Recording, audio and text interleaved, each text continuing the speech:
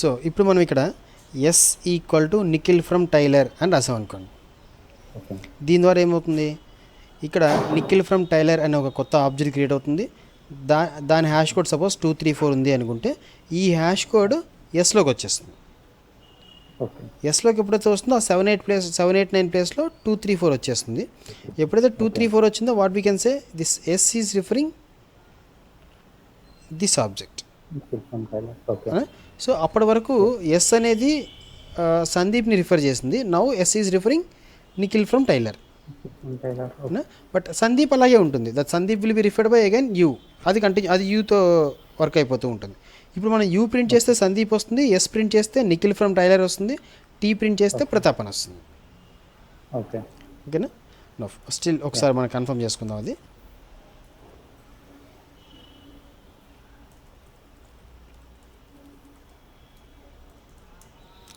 Yes plus new line plus T plus new line plus U, STU అని print చేస్తున్నాం.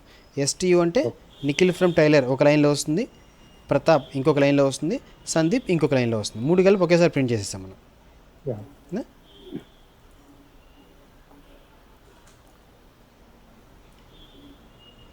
ఇక్కడ Nikhil from tailor, Pratap, Sandeep. ఓకేనా?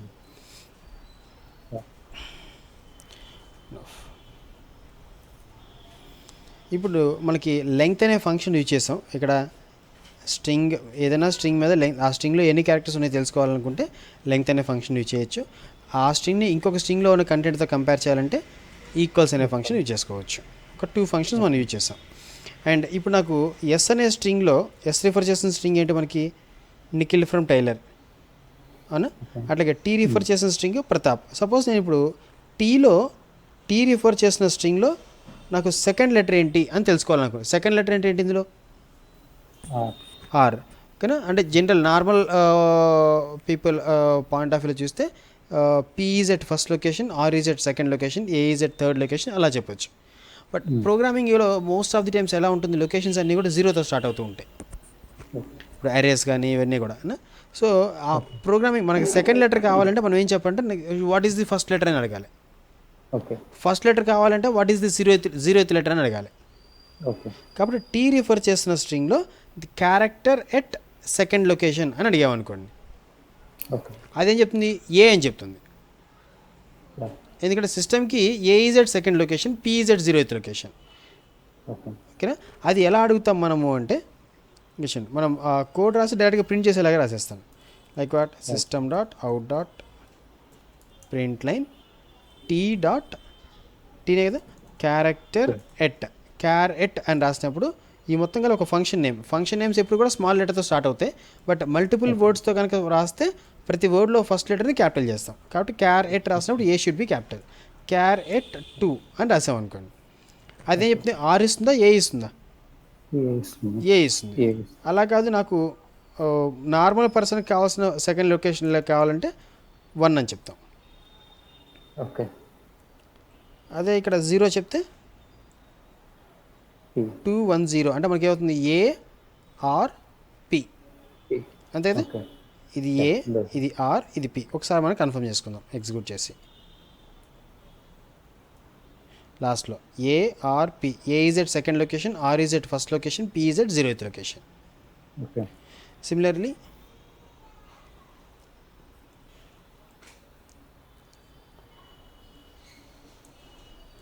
Yes dot character 2 అన్నాం అనుకోండి, అంటే ఏంటి, ఎస్ రిఫర్ చేసే స్ట్రింగ్లో ఉన్న సెకండ్ లెటర్ ఏమొస్తుంది,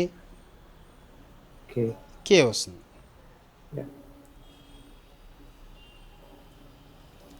కే వచ్చేస్తుంది. ఓకేనా?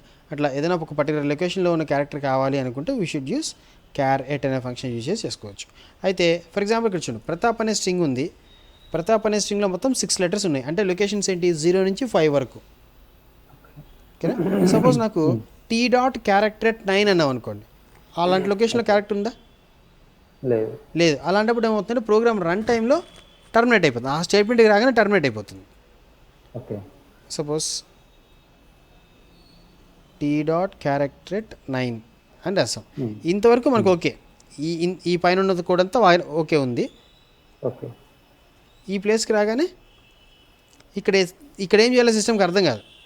ఓకే 9th లొకేషన్లో క్యారెక్టర్ లేదు కదా, కాబట్టి అక్కడ టర్మినేట్ అయిపోతుంది. అక్కడ టర్మినేట్ అయిపోతుందంటే ఒకవేళ తర్వాత ఏదైనా స్టేట్మెంట్ రాసామనుకోండి, for example T U dot character 2 అన్నాం. యూ డాట్ క్యారెక్టర్ 2 అంటే యూ రిఫర్ చేసే స్ట్రింగ్లో సెకండ్ లెటర్ ఎన్, కానీ ఈ ఎన్ ప్రింట్ అవ్వదు. ఈ డేటా ఇంతవరకు ప్రింట్ అవుతుంది, ఈ లైన్ వరకు ప్రింట్ అవుతుంది. ఇది ఫెయిల్ అవుతుంది, రన్ టైంలో ఫెయిల్ అయిపోయి ప్రోగ్రామ్ టర్మినేట్ అయిపోతుంది. ఓకే కాబట్టి ఇది ఎగ్జిక్యూట్ అవ్వదు. ఒకసారి చూద్దాం ఏంటి ప్రాబ్లం ఇక్కడ అంటే, స్ట్రింగ్ ఏదైతే ఉందో మనం ఏ స్ట్రింగ్ అయితే రిఫర్ చేస్తున్నామో అందులో ఉన్న లొకేషన్ నెంబర్స్ లైక్ వాట్ ఆ location out of the bounds ఉన్నట్లు. అందుకోసమే string index out of bounds exception అని ఒక ప్రాబ్లం షో చేసి టర్మినేట్ అయిపోతుంది. చూద్దాం ఒకసారి ఎగ్జిక్యూట్ చేద్దాం. కంపైలేషన్ అప్పుడు ఏం ప్రాబ్లం లేదు, ఎగ్జిక్యూట్ చేసినప్పుడు ఇక్కడ చూడండి ARPK వరకు వచ్చింది. Then we got a message something exception thread main string index out of bounds exception. ఈ ఎక్సెప్షన్స్ అనే కాన్సెప్ట్ మనం తర్వాత డిస్కస్ చేద్దాం. అసలు ఎక్సెప్షన్ అంటే ఏంటి, అంటే రన్ టైంలో వచ్చే ఒక ప్రాబ్లం ఇదే అనుకోండి ప్రస్తుతానికి. ఎందుకంటే మన కంటెంట్ అంటే మనం రాసిన కోడ్కి సూట్ అయ్యే ఏం చేయాలో అర్థం కాదు సిస్టమ్కి, అలాంటి సిచ్యుయేషన్స్ వీటికి మనం తర్వాత డిస్కస్ చేద్దాం ఎనివే. ఓకేనా, కాబట్టి క్యారెక్టరేట్ అని రాసినప్పుడు ప్రాపర్ బౌండ్స్లోనే మనం రాసుకోవాలి, అవుట్ ఆఫ్ ది బౌండ్స్ రాయొద్దు. ఓకే కాబట్టి this statement I'm removing. Will raise out of bounds exception, అదేంటో తర్వాత డిస్కస్ చేద్దాం. ఓకే దెన్ ఇప్పుడు నేను రాస్తున్నాను, నాకు ఎస్ రిఫర్ చేసే స్ట్రింగ్లో ఎల్ అనే లెటర్ ఎక్కడ ఉందో తెలుసుకోవాలి అనుకున్నాను అనుకోండి. ఎస్ రిఫర్ చేసే స్ట్రింగ్లో ఎల్ అనే లెటర్, ఎల్ ఎక్కడ ఉంది మనకి, ఇక్కడ నిఖిల్లో లాస్ట్ లెటర్ ఉంది, టైలర్లో మిడిల్ లెటర్ ఉంది. అట్లా మనం ఒక పర్టికులర్ లెటర్ని అడిగినప్పుడు ఆ లెటర్ ఉన్నంతలో ఫస్ట్ అకరెన్స్ ఎక్కడ ఉందో అది వస్తుంది. ప్రస్తుతం ఒక ఫంక్షన్ రాద్దాం, అది ఎట్లా, print line S dot index of L. Index అంటే అలొకేషన్ నెంబర్, ఓకేనా. S dot index of L అంటే ఎల్ అనే లెటర్ యొక్క ఇండెక్స్ ఎంత. కానీ అక్కడ రెండు ఎల్స్ ఉన్నాయి, రెండు ఎల్స్ ఉన్నా కూడా సిస్టమ్ ఏం చేస్తుంది, ఫస్ట్ అకరెన్స్ ఫస్ట్ ఎల్ ఎక్కడ ఉందో అది చెప్తుంది. ఎంత వస్తుంది వాల్యూ ఇప్పుడు, 5, నిఖిల్లో 5. ఓకే ఎగ్జిక్యూట్ చేస్తే ఇక్కడ 5 వచ్చింది. ఓకే సపోజ్ ఇదే స్టేట్మెంట్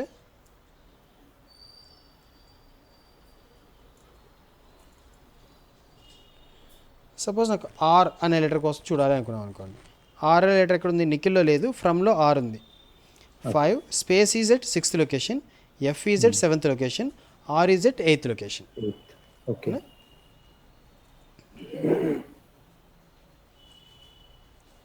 ఆర్ అనే లెటర్ కోసం మనం చూడాలనుకుంటే will get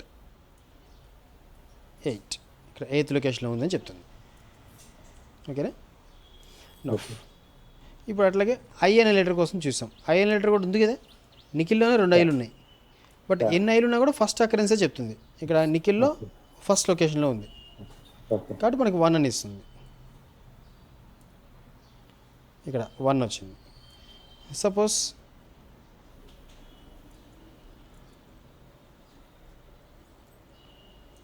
index of A అన్నాం.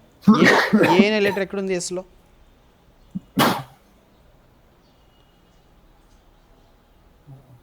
లేదు కదా. అట్లా మనం ఒక లెటర్ అడిగితే అది దాని ఇండెక్స్ చెప్తుంది, లేని లెటర్ అడిగితే లేదు అని చెప్పడం కోసం -1తో ఇండికేట్ చేస్తుంది. కాబట్టి వెన్ వి సీ దిస్ -1 అని చెప్తుంది. -1 అంటే లేదు అని, ఓకేనా. సో లేని లెటర్ అడిగితే ఆ -1 చెప్తుంది, ఉన్న లెటర్ అడిగితే దాని ఫస్ట్ అకరెన్స్ ఇస్తుంది. సపోజ్ నాకు అట్లా కాదు, ఇప్పుడు మనం చూసాం ఎల్ అనేది ఆల్రెడీ ఎక్కడ ఉంది, 5th లొకేషన్లో ఉంది కదా. ఎల్ అనేది 5th లొకేషన్లో ఉంది. ఓకే, నాకు ఎల్ అనే లెటర్ కోసం 5th తర్వాత అంటే 6th నుంచి సెర్చింగ్ స్టార్ట్ చెయ్యి, 6th లొకేషన్ నుంచి సెర్చ్ చెయ్యి, ఆ తర్వాత ఎక్కడ దొరికితే ఆ నెంబర్ ఇవ్వు, ఆ లొకేషన్ చెప్పు అని అన్నాం అనుకోండి. అది చెప్పాలి అనుకుంటే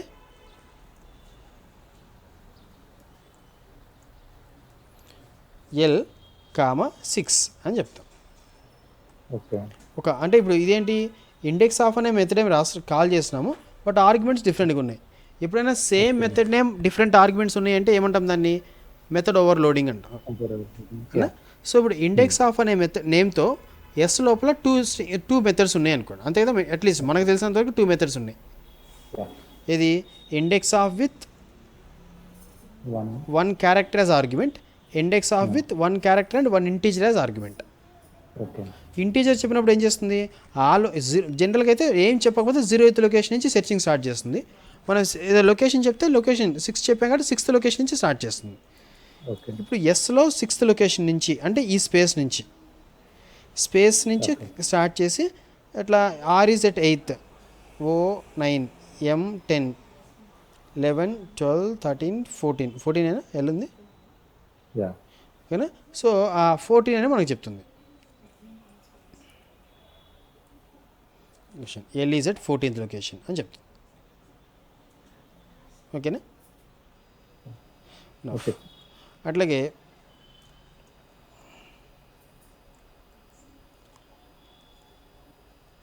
ఐ మనకు ఆల్రెడీ ఫస్ట్ లొకేషన్లో ఉంది కాబట్టి సెకండ్ లొకేషన్ నుంచి సెర్చింగ్ స్టార్ట్ చెయ్యి, ఐ నెక్స్ట్ ఎక్కడ ఉందో చెప్పు అని అన్నాం అనుకోండి. అప్పుడు ఏం చేస్తుంది, ఐ ఆల్రెడీ ఫస్ట్ లొకేషన్లో ఉంది, సెకండ్ నుంచి స్టార్ట్ చేస్తే 2, 3, 4 అంతే కదా, 4th లొకేషన్లో ఐ ఉంది కాబట్టి ఆ లొకేషన్ చెప్పేస్తుంది. 4th లొకేషన్లో ఐ ఉంది అని చెప్పేస్తుంది. ఓకే, 4th లొకేషన్లో కూడా దొరికింది కాబట్టి 5th లొకేషన్ నుంచి సెర్చ్ చేద్దాం అనుకున్నారు అనుకోండి. ఐ కోసం 5th లొకేషన్ నుంచి సెర్చ్ చేసాం. ఇప్పుడు ఏం చేస్తుంది, 5th లొకేషన్ నుంచి చెక్ చేస్తుంది, ఉందా, అక్కడి నుంచి ఇంకెక్కడ లేదు. అప్పుడు ఏం చేస్తుంది, -1 ఇచ్చేస్తుంది లేదు అని. ఇప్పుడు -1 వస్తుంది. ఓకేనా. అయితే ఈ ఇండెక్స్ ఆఫ్ అనే థింగ్ ఇక్కడ చూద్దాం.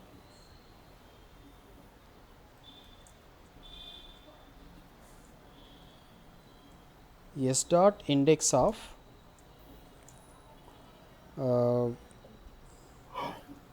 ఫ్రమ్ అన్నాం అనుకోండి. మీనింగ్ ఏంటి, ఇప్పుడు స్ట్రింగ్ని ఆర్గ్యుమెంట్కి పంపిస్తున్నాం ఇండెక్స్ ఆఫ్కి. ఓకేనా. ఎస్ అంటే నిఖిల్ ఫ్రమ్ టైలర్ అంతే కదా. ఈ నిఖిల్ ఫ్రమ్ టైలర్ అనే స్ట్రింగ్లో ఫ్రమ్ అనే స్ట్రింగ్ కోసం సెర్చ్ చెయ్యి అని చెప్తున్నాం. ఇంతకుముందు చూసి ఇప్పుడు ఇండెక్స్ ఆఫ్ అనేది ఇప్పుడు 3rd మెథడ్ ఇది అంతే కదా. ఒకటి ఓన్లీ క్యారెక్టర్ని తీసుకునేది ఒకటి, ఒక క్యారెక్టర్ని ఒక ఇంటీజర్ని తీసుకునేది ఒకటి, ఒక స్ట్రింగ్ని తీసుకునేది ఒకటి. స్ట్రింగ్ ఇస్తే ఆ స్ట్రింగ్ ఎక్కడుందో చెప్తుంది. ఫ్రమ్ అనేది ఎక్కడుంది, ఇప్పుడు ఫ్రమ్ ఈజ్ నథింగ్ బట్ ఈ ఫ్రమే కదా. ఈ ఫ్రమ్ అనే స్ట్రింగ్ ఎక్కడుంది అంటే ఈ లొకేషన్, ఇదెంత 7th లొకేషన్ కాబట్టి 7 అని చెప్పేస్తుంది.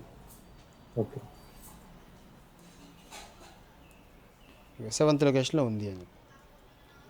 ఓకేనా. Suppose S dot index of IL అని రాసాం అనుకోండి. ఇక్కడ ఐఎల్ అంటే ఎక్కడుంది, ఈ నిఖిల్లో లాస్ట్లో 2 letters. ఇక్కడ ఐకే ఉంది, ఐకే మ్యాచ్ కాదు ఎందుకంటే ఒక లెటర్ మ్యాచ్ అయింది, ఇంకోటి మ్యాచ్ కాలేదు అంతే కదా. కాబట్టి ఐఎల్ ఎక్కడుందో అది చెప్తుంది. ఐఎల్ అంటే ఎంత, 4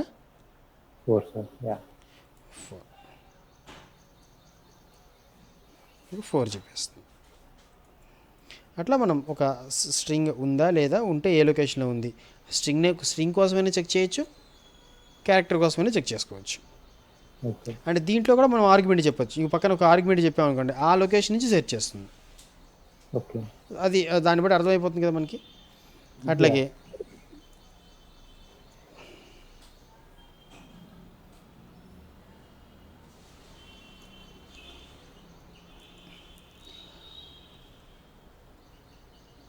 ఇప్పుడు ఈ నిఖిల్ అనే స్ట్రింగ్, నిఖిల్ ఫ్రమ్ టైలర్ అనే స్ట్రింగ్ ఉంది. దీంట్లో సంథింగ్ ఎల్ అనే లెటర్ ఎక్కడైనా ఉండొచ్చు, ఎక్కడున్నా కూడా ఉన్న అన్నిట్లో లాస్ట్ అకరెన్స్ ఎక్కడ ఉంది అని చూడాలనుకున్నారు అనుకోండి. ఉన్న వాటిలో లాస్ట్ అకరెన్స్ అది ఎన్నైనా ఉండొచ్చు, 1 ఉండొచ్చు, 2 ఉండొచ్చు, 10 ఉండొచ్చు, what ever it is, last occurrence ఎక్కడుంది అని చూడాలనుకున్నారు అనుకోండి. ఇప్పుడు ఎల్ యొక్క లాస్ట్ అకరెన్స్ ఎక్కడుంది, 14 ఇదే కదా. L14. సార్. ఓకే. కాబట్టి లాస్ట్ ఇండెక్స్ ఆఫ్ అని ఒక మెథడ్ ఉంది. ఓకే.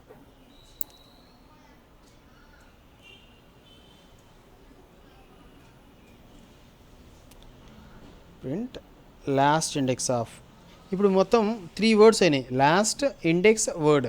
కాబట్టి సెకండ్ లెటర్లో ఫస్ట్ లెటర్, సెకండ్ వర్డ్లో ఫస్ట్ లెటర్ క్యాపిటల్ చేస్తాం. లాస్ట్ ఇండెక్స్ ఆఫ్ ఎల్ అని అనుకోండి, ఏమవుతుంది? Last index of L will be printed. ఎంత? 14. ఓకే. 14 చెప్పేస్తుంది. అట్లాగే ఇక్కడ ప్రతాప్ ఉంది. ప్రతాప్ అనే స్ట్రింగ్లో ఏ అనే లెటర్ యొక్క లాస్ట్ ఇండెక్స్ ఓకే. ఎక్కడుంది? 0 1 2 3 4, ఫోర్త్ లొకేషన్లో ఉంది. ఓకే.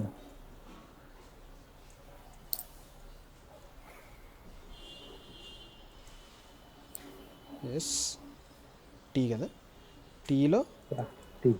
ఏ అనే లెటర్ అన్న. సో ఏ అంటే మనకి 4 వచ్చేస్తుంది. అంతే. నెక్స్ట్ ఇట్లాగే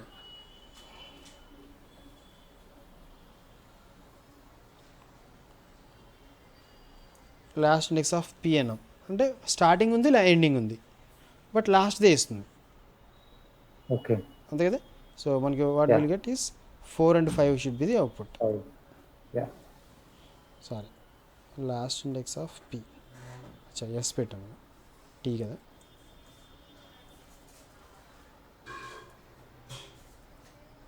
ఫోర్ 5. ఒకవేళ ఆ లెటర్ ఒక్కటే ఉందనుకోండి, ఒకటే లెటర్ ఉంది, యా. సపోజ్ ఇందులో టీ ఉంది. టీ అనేప్పుడు ఇండెక్స్ ఆఫ్ అన్నా లాస్ట్ ఇండెక్స్ ఆఫ్ అన్నా అదే ఇస్తుంది ఓకే. అనా. లేదా మనకి అసలు లెటరే లేదు, ఇందులో బి అనే లెటర్ కోసం చెక్ చేసాం అనుకోండి, బి అనే లెటర్ లేదు, కాబట్టి ఇండెక్స్ ఆఫ్ అన్నా లాస్ట్ ఇండెక్స్ ఆఫ్ అన్నా -1 ఇస్తుంది. ఓకే. ఓకేనా. So that's what this last index of. ఈ లాస్ట్ ఇండెక్స్ ఆఫ్లో కూడా సపోజ్ ఒక థింగ్ చూద్దాం. ఇప్పుడు మనకి డైరెక్ట్గా రిఫరెన్స్తోనే కాల్ చేయాలని రూల్ ఏం లేదు, కావాలంటే డైరెక్ట్గా ఇక్కడే స్ట్రింగ్ ఇచ్చి కూడా చేయొచ్చు. లైక్ వాట్, ఇప్పుడు మనం రాసిన స్ట్రింగ్ ఎగ్జాంపుల్స్ ఏవైతే ఉన్నాయో,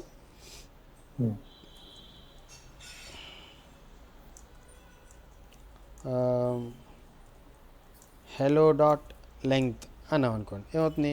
ఈ హెలో అనే స్ట్రింగ్ యొక్క లెంగ్త్ ఇచ్చేస్తుంది. ఓకే. అంటే మనకి ఇక్కడ ఎంత వస్తుంది? 5.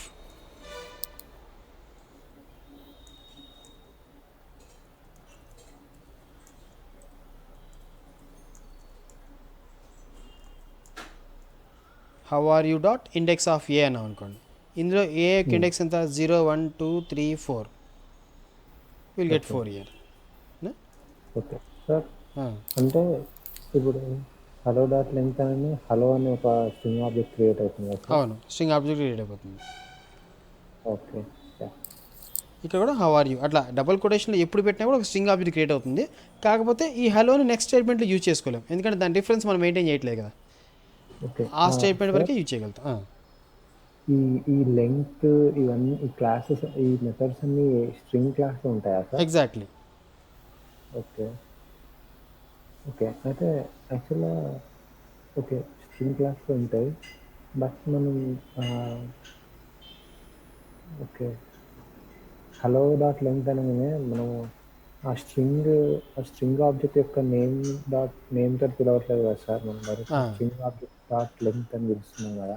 ఇక్కడ ఇంటర్నల్గా ఏం చేస్తుందంటే, ఎప్పుడైనా ఒక స్ట్రింగ్ ఆబ్జెక్ట్ క్రియేట్ చేసినప్పుడు సపోజ్ హలో అని రాసాం అనుకోండి, ఓకే. హలో అనే స్ట్రింగ్ తీసుకో. ఇప్పుడు మనం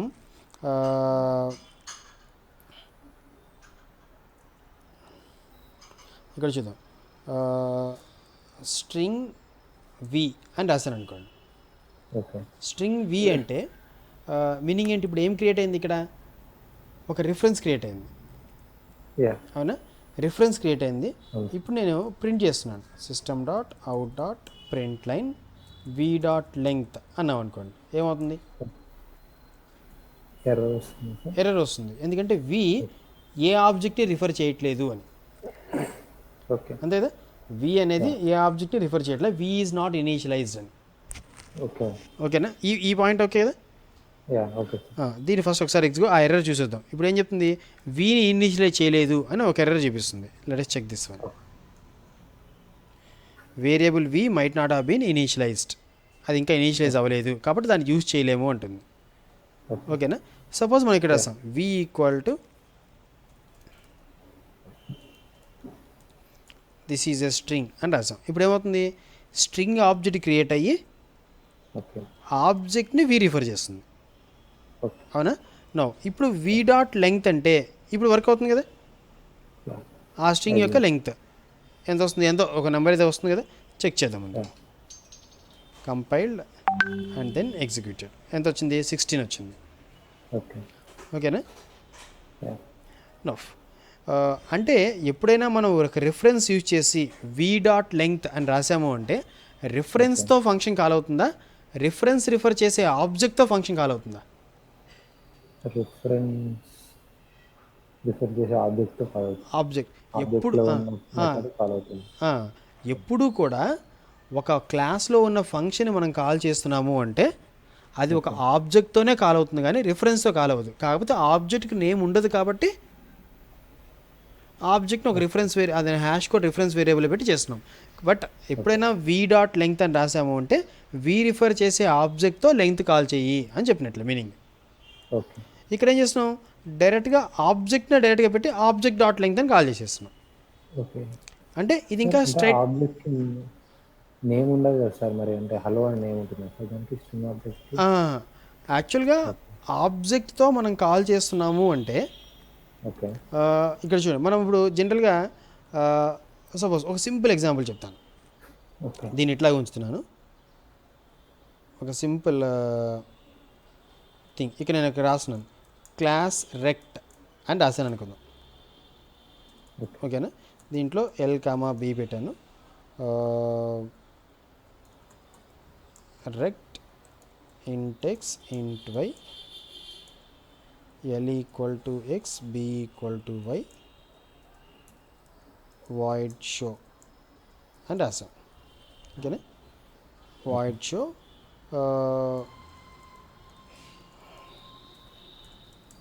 print line L plus B.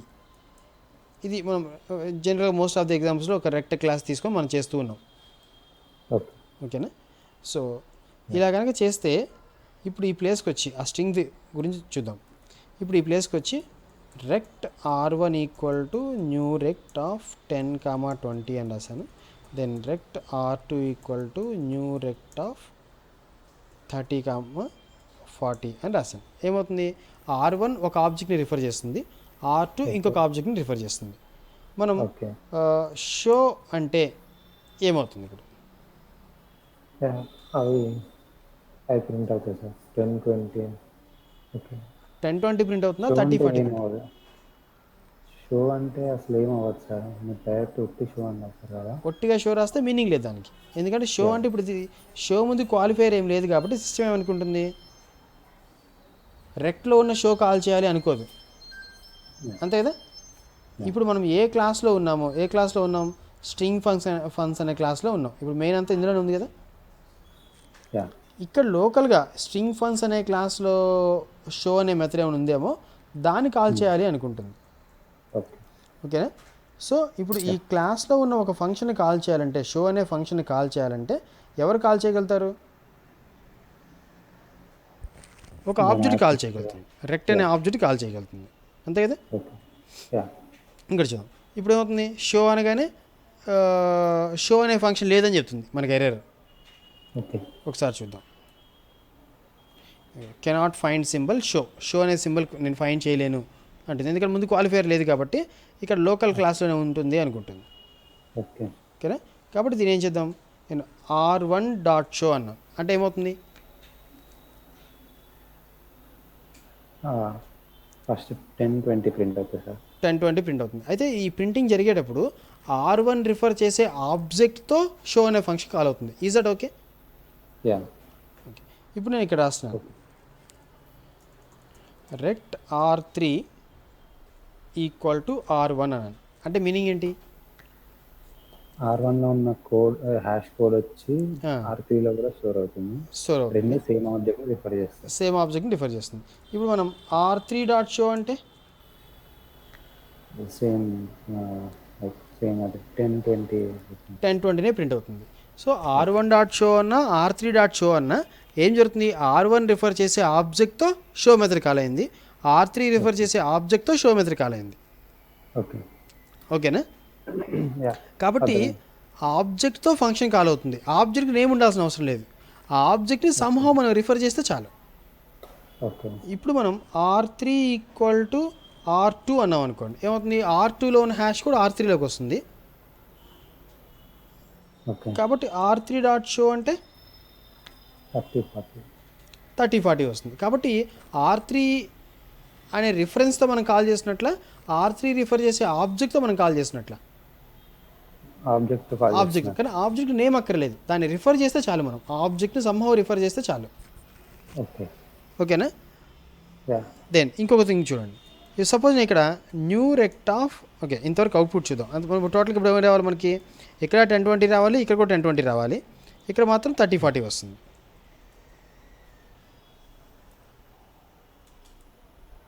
Ten twenty 30 40. Okay ఓకేనా? Yeah enough. ఇప్పుడు నేను ఇక్కడ న్యూ రెక్ట్ అని రాశాను అనుకోండి, ఏమవుతుంది? న్యూ రెక్ట్ ఆఫ్ సమ్ 50, 60 అని రాశాను. ఏమవుతుంది ఇప్పుడు? ఆబ్జెక్ట్ ఒకటి క్రియేట్ అవుతుంది, రిఫరెన్స్ రిఫరెన్స్ లేదు. కాబట్టి ఈ ఆబ్జెక్ట్తో షో కాల్ చేయాలంటే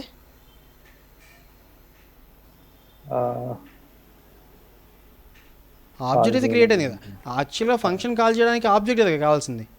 యా ఆబ్జెక్ట్తో కాల్ చేసేయచ్చు, కాకపోతే ఆబ్జెక్ట్ నేమ్ ఉండదు. కాబట్టి క్రియేట్ చేసిన తర్వాత దాన్ని రిఫర్ చేయడానికి రిఫరెన్స్ వేరియబుల్ యూజ్ చేస్తున్నాం. ఓకే బట్ ఆబ్జెక్ట్ క్రియేట్ చేసినప్పుడే కాల్ చేయాలి. సపోజ్ నేను ఇట్లా చేద్దాం అనుకున్నాను. ఎట్లా? ఇప్పుడు ఈ పార్ట్లో ఆబ్జెక్ట్ క్రియేట్ అవుతుంది కదా. యా క్రియేట్ అయిన వెంటనే దిస్ డాట్ షో అని కాల్ చేశాను అనుకోండి.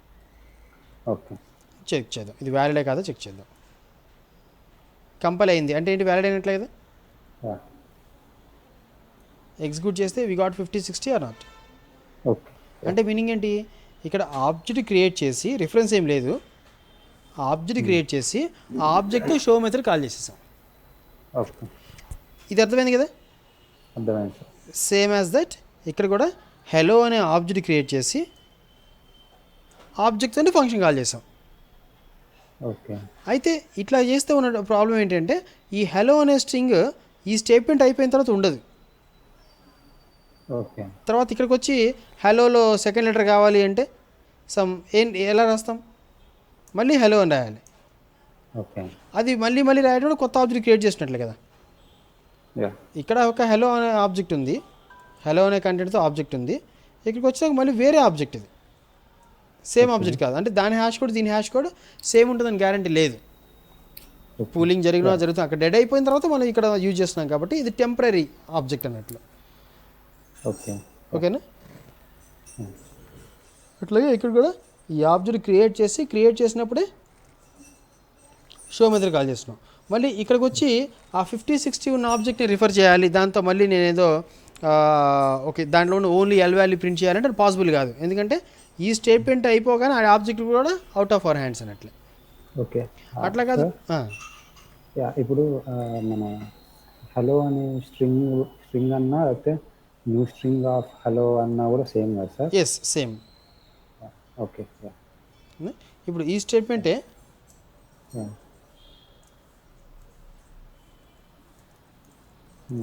ఇలా రాస్తే అంతే కదా. Okay yeah new string of hello అని రాసి దట్ డాట్ లెంగ్త్ అని రాసి okay okay still we get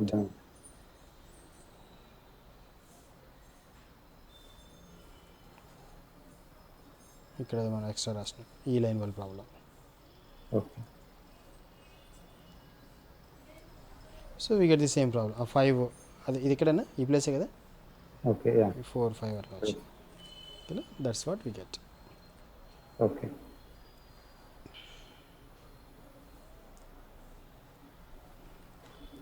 మనం ఇక్కడ ఇండెక్స్ ఆఫ్ చూసాము, లాస్ట్ ఇండెక్స్ ఆఫ్ చూస్తున్నాం. ఈ లాస్ట్ ఇండెక్స్ ఆఫ్ చూసినప్పుడు కూడా సపోజ్ ఇక్కడ చూసాం string V equal to this is a string అని ఉంది. ఓకే ఇందులో లాస్ట్ ఇండెక్స్ ఆఫ్ ఎస్ అన్నాం అనుకోండి, వీకి సంబంధించి సపోజ్ ఇది నేను కామెంట్ చేస్తున్నాను, రెక్టాంగిల్కి సంబంధించిన డేటా కనిపించేది ఇప్పుడు. ఓకే సో దట్ మనం చూసేది లాస్ట్ అవుట్పుట్ వస్తుంది. ఇక్కడ ఏదైతే రాస్తామో అదే మనకి లాస్ట్లో అవుట్పుట్లో కనిపిస్తుంది. ఇప్పుడు వి డాట్ లెంగ్త్ అంటే మనకి ఎంత 16 ఎంత వచ్చింది అవునా. వి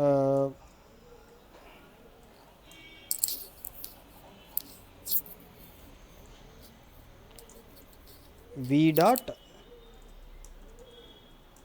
లాస్ట్ ఇండెక్స్ ఆఫ్ ఎస్ అని అనుకోండి. ఏమవుతుంది, ఇందులో దిస్లో ఎస్ ఉంది, ఈజ్లో ఎస్ ఉంది, స్ట్రింగ్లో ఎస్ ఉంది. ఈ ఎస్ చూపిస్తుంది కదా, యా దీని లెంగ్త్ ఎంత, దీని ఇండెక్స్ ఎంత అవుతుంది, లాస్ట్ మొత్తం 16 లెటర్స్ ఉన్నాయి కాబట్టి జీఈజెడ్ 15th లొకేషన్ అంతే కదా. యా 16 లెటర్స్ ఉంటాయి అంటే 0 నుంచి 15 వరకు డేటా ఉన్నట్లు. యా 15, 14, 13, 12, 11, 10 10th లొకేషన్లో వేస్తుంది. కాబట్టి ఇప్పుడు ఈ స్టేట్మెంట్తో మనకి 10 అని రావాలి అవుట్పుట్ అంతే కదా. Okay so we got 10 here. Yeah Enough. అంటే 10th లొకేషన్లో లాస్ట్ ఎస్ ఉంది, బట్ ఆ లాస్ట్ ఎస్ని కాకుండా 9th లొకేషన్ నుంచి ఇటువైపు చెక్ చేయి, ఈ సైడ్ ఓకే 9th లొకేషన్ నుంచి ఇటువైపు చెక్ చేయి. ఆ రిమైనింగ్ పార్ట్లో 9th లొకేషన్ బిఫోర్ ఎక్కడ ఎస్ ఉందో అది నాకు కావాలి అనుకున్నారు అనుకో, అప్పుడు ఏం చేస్తారు, last index of S from 9th location అని చెప్పి. ఓకే అప్పుడు ఏమవుతుంది, 9th లొకేషన్ నుంచి చెక్ చేస్తుంది, 9 9లో లేదు, 8